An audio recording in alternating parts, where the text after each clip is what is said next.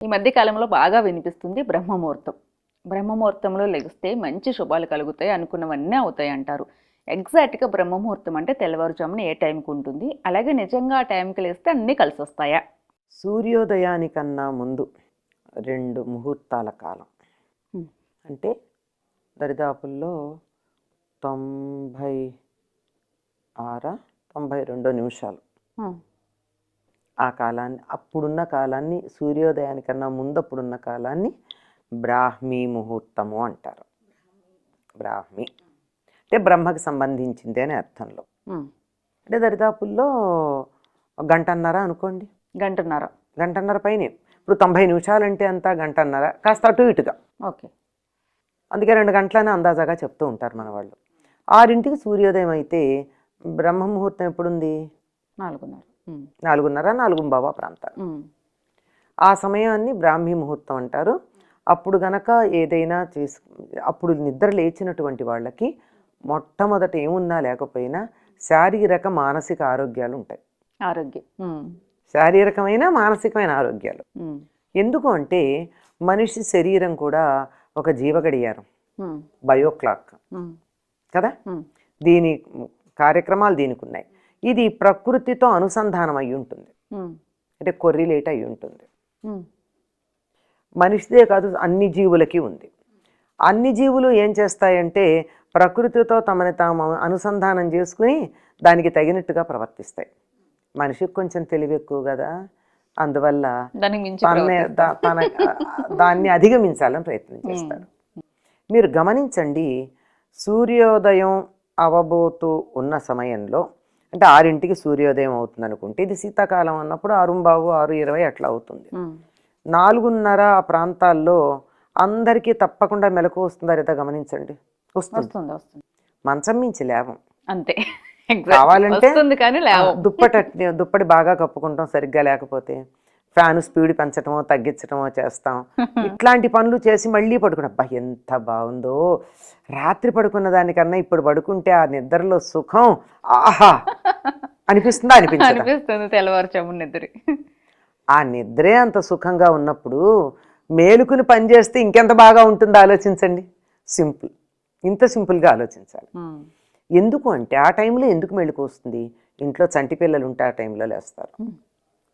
ఇంట్లో కుక్కలు ఉంటే తప్పనిసరిగా ఆ టైంకి లేస్తాయి. ఇంట్లో పశువులు ఉంటే ఆ సమయానికి లేచి అంబాని గట్టిగా అరుస్తాయి. పక్షులన్నీ కూడా కిలకిలరావాలు చేయడం మొదలు పెడతాయి అప్పుడు, కొంచెం అటు ఇటుగా. అంటే అవన్నీ ప్రకృతితో అనుసంధానం అయి ఉండి ప్రకృతిని అనుసరించి మనం పెడతాం జరుగుతుంది. ఇట్లా ప్రకృతికి అనుసరించి మనం ఉన్నప్పుడు ప్రకృతితో మనకి ఒక రకమైనటువంటి తాదాత్మ్యం ఉన్నది గనక ఆరోగ్యంగా ఉంటాం, శారీరకంగా మానసికంగా. మీరు గమనించండి, కొంతమందిని అడిగితే మీకు చెప్తారు. ఇప్పుడు రైలు ఇట్లా పెడుతూ ఉంటుంది, రైల్లో కూర్చున్నప్పుడు ఇట్లా పెడుతున్నప్పుడు మనం ఇట్లా కూర్చుంటే బాగానే ఉంటుంది. అటు కూర్చున్నారు అనుకోండి, రైలు ఇటు ఎడుతున్నప్పుడు, లేదా నేను ఇక్కడ కూర్చున్నా, రైలు ఇటు ఎడుతోంది, నేను ఇటుకున్నా అంటే రైలు గమనం ఇటు ఉన్నప్పుడు నేను ఇటు కూర్చునున్నా, లేచి నడిస్తే తడబడతారు. రైలు ఎటు వెడుతోందో ఆ వైపుకు నడిస్తే తడబాటు ఉండదు. గమనించారా? అలాగే కొంతమందికి అలా ఊరికే కూర్చుంటే కూడా తల తిరగడం, వాంతులు రావడం జరుగుతాయి.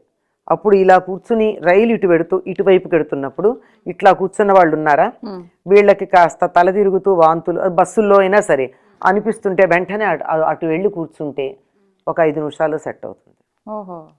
అంటే ఈ గమనానికి దీనికి వ్యతిరేక గమనం, అంటే ప్రవాహానికి ఎదురెదడానికి కష్టపడాలి. ప్రవాహానికి వాలైతే శ్రమ లేకుండా పెడతాం, ప్రవాహానికి ఎదురైతే కొంచెం శ్రమ ఎక్కువ పెట్టలేకపోతే ఇబ్బంది పడతాం. పెట్టగలిగిన వాళ్ళు బాగానే ఉంటారు. కనుక జీవ గడియారం లేకపోతే ప్రకృతి గడియారం ఎటు నడుస్తుందో మనం కూడా మన కార్యక్రమాన్ని ఆ రకంగా కనుక నడుపుకున్నట్టయితే హాయిగా ఉంటుంది. లేకపోతే కొంచెం ఫ్రిక్షన్, కొంచెం ఇబ్బంది పడాల్సి వస్తుంది. కనుక జీవ గడియారం చక్కగా పనిచేసేటటువంటి సమయాన్ని బట్టి మనం మేలుకోవాల్సింది ఎప్పుడు అంటే బ్రాహ్మీ ముహూర్తంలో. అప్పుడు మేలుకున్నామంటే ప్రకృతి మనని లేపుతోంది. సూర్యుడు నేను రాబోతున్నాను లే అని చెప్తున్నాడు మనకి. ప్రకృతి సహజంగా మెలకు వస్తోంది. ఆ సమయానికి లేవడం అలవాటు చేసుకున్న వాళ్ళకి అలారం లేకుండానే మెలకు వస్తుందండి. అది కాక మిగిలిన సమయాల్లో తప్పనిసరిగా అలారం కావాలి మెలకు రావడానికి. 7 గంటలకి 8 గంటలకు పెట్టుకుంటేనే అలారం పెట్టుకోవాలి. ఇది ఒక 40 రోజుల పాటు 4:30కి 4:15కు అలారం పెట్టుకుని రెగ్యులర్గా లేవండి. కొంచెం ఇబ్బందే, చాలా కష్టంగా ఉంటుంది. ప్రపంచంలో ఉన్న సుఖమంతా కోల్పోయామన్నంత బాధ కలుగుతుంది అప్పుడు. నిజం ఇది. అంత సుఖం అక్కడే ఉంది, అంత బాధ కలుగుతుంది. అయినా కానీ అంతకన్నా ఎక్కువ ఆ సుఖం నాకు తర్వాత ఉంది అని దృష్టిలో పెట్టుకుని ఆ సమయానికి లేవడం ఒక 40 రోజులు అలవాటు చేసుకుంటే ఆ తర్వాత ఆ సమయానికి హాయిగా లేస్తాం. ఆ సమయానికి లేచామంటే మనస్సు చాలా బాగా పనిచేస్తుంది. అందుకే పూర్వం ఏమనేవాళ్ళు, తెల్లవారుజాము చదువుకుంటే గుర్తుంటుంది అనేవారు. అవును. అప్పుడు ఏ పని మొదలుపెట్టినా తాజాగా అవుతుంది.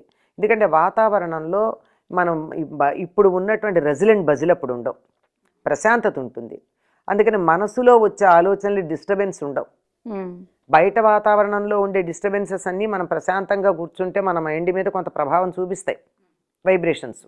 అవి ఉండవు గనక ఏదైనా ధ్యానం చేయాలన్నా, పూజ చేసుకోవాలన్నా, చదువుకోవాలన్నా, రాసుకోవాలన్నా, ఏదన్నా ఒక ఆలోచన చేసి దానికి ఒక సమస్యకి పరిష్కారం చూడాలన్నా ఆ సమయం చాలా అద్భుతంగా మనిషి యొక్క మనసు పని చేస్తుంది. ఇది మనిషిని బయోక్లాక్గా అంటే జీవ గడియారంగా అధ్యయనం చేసినటువంటి శాస్త్రవేత్తలు నిశ్చయంగా చెప్పినటువంటి మాట. మన పూర్వులు చెప్పినటువంటి మాట నేను అంటలేదు. పాశ్చాత్య దేశాల్లో పరిశోధనలు చేసి చెప్పారు, ఆ సమయంలో కనుక ఉన్నట్టయితే మనసు చాలా బాగుంటుంది అని. చెట్ల నుంచి అత్యధికమైనటువంటి ప్రాణవాయువు వచ్చేటటువంటి సమయం, మనం ప్రకృతితో అనుసంధానం అవడానికి తగినటువంటి సమయం కనుక మానసిక శారీరక ఆరోగ్యాలు చాలా చక్కగా ఉండేటటువంటి కాలం. ఆ సమయంలో నిద్రలేస్తే దైవం కూడా ఆ సమయానికే నిద్రలేస్తాడు. దానికి బ్రాహ్మీ ముహూర్తం ఎందుకు చెప్పారంటే బ్రహ్మగారు ఈ సృష్టిని అంతా ప్రారంభించినటువంటి సమయం అటువంటిదే కనుక బ్రహ్మ సృష్టిలో ఉన్న మనం కూడా ఆ సమయానికి లేచినట్టయితే బాగుంటుంది అని దాని ఒక కల్పనగా మనకి ఒక కథలా చెప్తే బాగుంటుంది అని ఇట్లా చెప్తాను. అలాగే ఆ టైంలో లెగిస్తే మంచి సక్సెస్ పీపుల్గా ఉంటారని కూడా అంటూ ఉంటారు. ఏ పని చేసినా విజయం ఎందుకు వస్తుందంటే శరీరం బాగుంది, మనసు బాగుంది. ఈ రెండు పని చేయడానికి శరీరం, ఆలోచన చేయడానికి మనసు, రెండూ బాగున్నప్పుడు చేసేటటువంటి పనికి ఫలితం బాగా వస్తుంది కదా. వస్తుంది. అంచేత జీవితంలో విజయం సాధించాలన్నా, ఆనందంగా ఉండాలన్నా, సుఖంగా ఉండాలన్నా, ఆరోగ్యంగా ఉండాలన్నా అప్పుడు లేవడం, తెల్లవారుజామున లేవడం మంచిదండి. మంచిదే అనుకుంటూ ఉంటాం కానీ మేడం అదే ఆ టైంలో వచ్చిన నిద్ర చాలా టెంప్ట్ చేస్తుంది. అంతే సుఖంగా ఉంటుందో అనిపిస్తుంది. ఎందుకో తెలుసా, మనం నిద్రపోయేటప్పుడు నిద్రలో ఎలాంటి సుఖం ఉందో మనకి తెలియదు. ఇప్పుడు నిద్రపోతే సుఖం ఎట్లా ఉంటుందో ఎక్స్పీరియన్స్ చేయడానికి పడుకుంటాం, తెలుసు కదా. నిద్రపోయాం, రాత్రి 10ంటికి పడుకున్నాం, ఏనుగులు తొక్కినా మెలకురా అంత హాయిగా నిద్రపోయాం. నిద్రపోయినప్పుడు సుఖం ఎట్లా ఉంది తెలియదే, తెలీదు. ఆ తెలియని దాన్ని ఈ కాసేపు పడుకుని ఆ నిద్ర పోయినప్పుడు సుఖం ఎట్లా ఉందో గుర్తించడం కోసం పడుకుంటాం అంతే. నిజంగా వచ్చింది ఏముండదు అక్కడ. అంతే. తెల్లవారుజామున మళ్ళీ పడుకోవాలనిపిస్తుంది కంపల్సరీ అందరికి. మీరు అన్నది 100% నిజం. అంటే మనిషి మనస్తత్వం చూస్తాను మనుషుల్ని. ఒకప్పుడు చిన్నప్పుడు మాకు కూడా అనుభవంలో ఉన్నవే కావన్నీ. మీరు అన్ని ఎక్స్పీరియన్స్ చేసేగా వచ్చారు. అదే కదా, చిన్నప్పుడు మాకు కూడా ఇంకాసేపు పడుకోవాలని అనిపించేది. అనిపించేది.